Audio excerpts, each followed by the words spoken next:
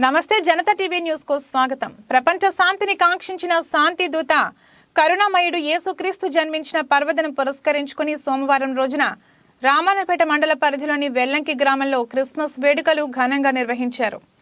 Christmas సందర్భంగా దైవజనులైన Sangeeta Rao, Mahesh, John, Anand, Joseph మరియు యాకోబులు దైవ సందేశం అందించి శుభములు తెలియజేశారు.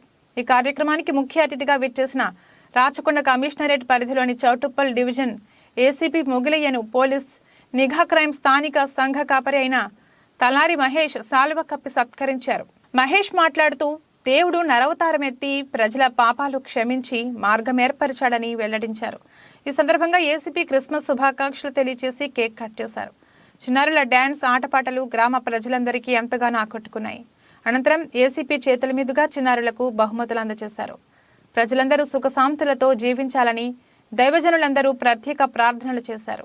ఈ కార్యక్రమంలో సంఘ విశ్వాసులు చింతల శ్రవణ్ కుమార్, ప్రవీణ్, గణేష్, స్వామి, అబ్రహం, డేవిడ్, అక్కులు, గ్రామ పెద్దలు, ప్రజలు తదితరులు పాల్గొన్నారు.